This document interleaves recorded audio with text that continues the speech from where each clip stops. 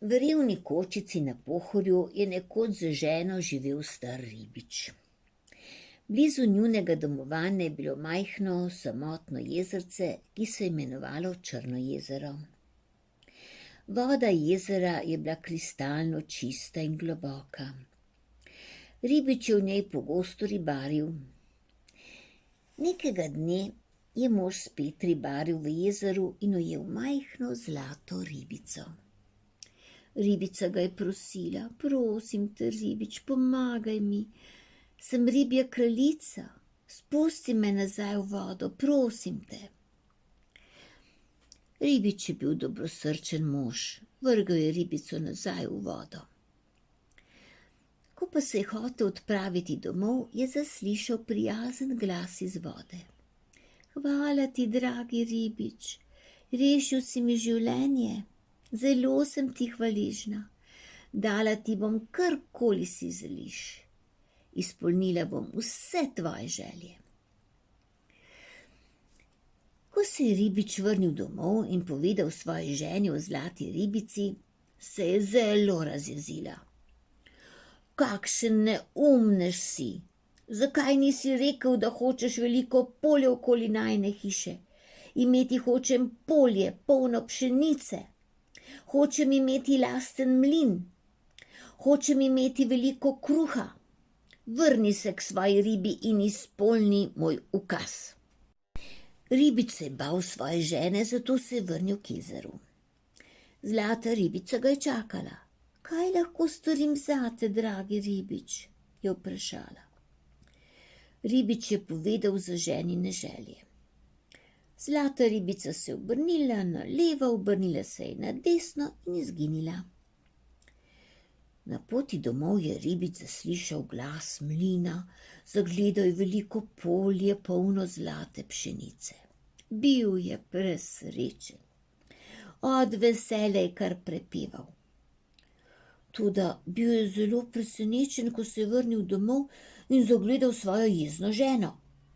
Zakaj nisi rekel svoji neumni ribi, da hočem novo hišo? In sebe poglej, nočem imeti takega umazanega in razcapanega moža. Takoj se vrni k svoji ribi in ji povej, da hočem biti fina gospa. Ribiča je minilo veselje, bil je lačen in utrujen in ni želel postavljati zlati ribici novih in novih zahtev. A je bil vendar navajen ubogati svojo ženo. Odšel je spet zlati ribici. Zlata ribica je plavala v čisti, temni vodi v jezercu in čakala ribiča. Je tvoja žena zadovoljna? Je vprašala ribiča, ko ga je zagledala. Zelo mi je žal, draga ribica, tudi moja žena hoče novo hišo. Upam, da bo srečna, ko jo bo dobila. Ribja kraljica se je obrnila na levo, na desno in nato izginila.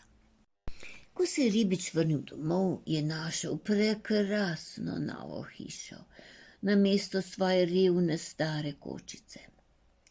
Ko je zagledal tako lepo novo hišo, je bil zelo, zelo srečen. Njegova žena pa še vedno ni bila zadovoljna. Nočem imeti hiše, hočem imeti grad, velik grad sredi gozda in široko cesto, ki vodi od gradu do mesta. Hočem zlato kočijo z belimi konji. Hočem, da me pridejo obiskat gosti iz mesta. In ko bom sprejela plemenite goste v svojem gradu, hočem imeti velik lonec, poln rib in hočem, da je med njimi tudi tvoja zlata riba.